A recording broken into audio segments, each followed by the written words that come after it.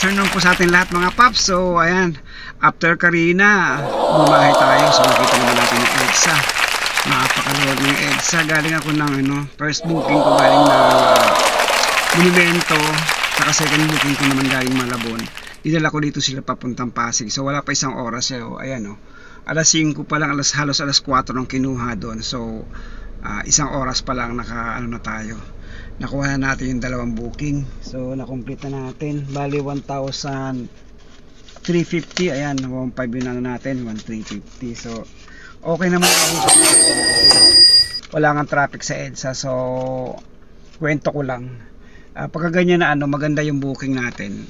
Sana laging ganyan na walang traffic. Wish lang natin na sana walang traffic yung EDSA. Pero sa totoo lang, sa ganyang kalayo, galing Monumento sa normal nating tinatakbo papuntang Pasig, kadalasan 3 hours ako niyan. Kasi ayan ang madalas kong ruta galing akong Caloocan South papuntang Antipolo o kaya Marikina, ganyan. So inaabot tayo ng 3 oras, pag bumalik tayo gabi na. So ngayon alas 5 pa lang dito tayo sa Pasig, sa may Kapitolyo. So ayan yung biyahe natin.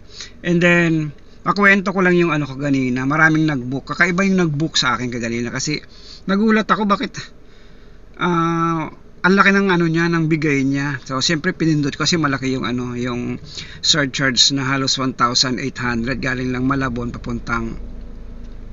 So pinick up ko, sa madaling salita, inaccept ko yung book. And then mamaya tinatawagan ko, sabi niya, "Sir, malapit lang po ito, yung SF ko dito 300 lang." Sabi ko, bakit naman ba't gano'n naman ang ginawa nyo? Ang gusto niya pala para ma-accept agad yung booking niya. Tinaasan niya yung booking tapos ika-cancel niya raw. Tapos ang magiging delivery fee daw nun is 300 lang daw kasi malapit lang. So ang nangyari, pinaka-cancel ko rin. So ayun nga lang, nag-suffer yung natin, yung ratings natin for the first time na nagkaroon ako ng cancel. Halos 2 linggo wala akong cancel kasi iningatan ko talaga. So ayun, napahamak tayo doon sa ganung kasi importante kasi ito kasi 'di ba tayong yung mga legit na mga riders o kaya driver, 'di ba meron tayong minsan pinapa-cancel o aminin natin talaga na nagpapa-cancel tayo kung halimbawa malalayo yung lugar, kasi sayang naman yung halimbawa 1,000 yung sayang naman yung 200 pag hindi pina-cancel. Kaso nga lang, magkasuffer nga yung natin, yung ang ating mga rating. So ayan nga po ang nangyari.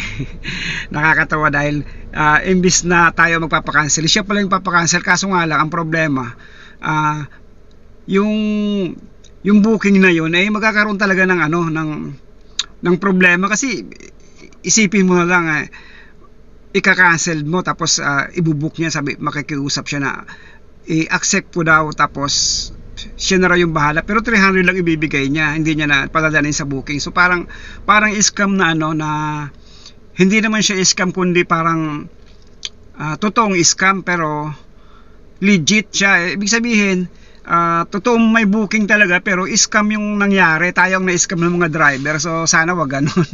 Luging-lugi tayo doon kasi sobrang talino ni customer, 'di ba? Inisahan tayo.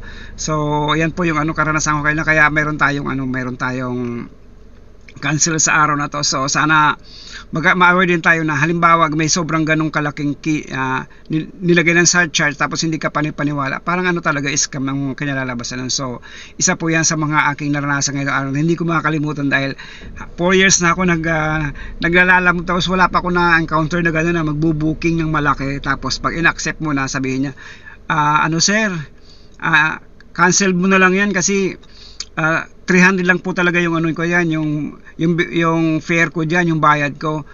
Acceptin niyo na sir, sabi guys. Sabi pa sa akin kanina, accept niyo na sir kasi ayan, nakita ko siya kasi mga alas 2 pa lang sa bahay na ako, sa bahay pa lang napindot ko na siya. Tapos umalis na ako doon, na-accept ko siya mga alas 3 o kaya alas 4.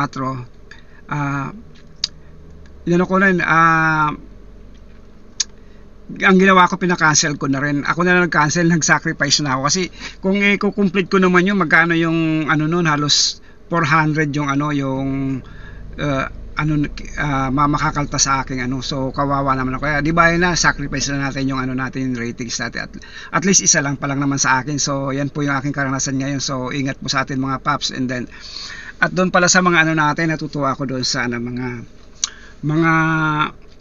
subscriber natin, biglang dumami nung nakaraang vlog ko. Halos mahigit 20 yung nadagdag na subscriber natin, 20 piraso sila. So maraming salamat po doon sa mga nag-subscribe. Maraming salamat sa inyo, dahil kung hindi dahil sa inyo hindi tayo gaganahan mag-vlog. So yan lamang po, maraming salamat at ingat po sa atin mga paps, at sana sa susunod pa ng mga vlog natin mas marami pa tayong maging subscriber, dahil pag post ng mga long videos na katulad nito na tungkol sa mga customer, kung paano mapaganda ang pagbubuk ng mga customer para mapadali. Yan nga, napakarami ng mga dapat natin i-vlog tungkol sa mga customer na hindi marurunong o minsan hindi nila alam kung paano ma-accept agad ang kanilang mga booking. Yun lamang po, maraming salamat at ingat po sa ating lahat, and TY.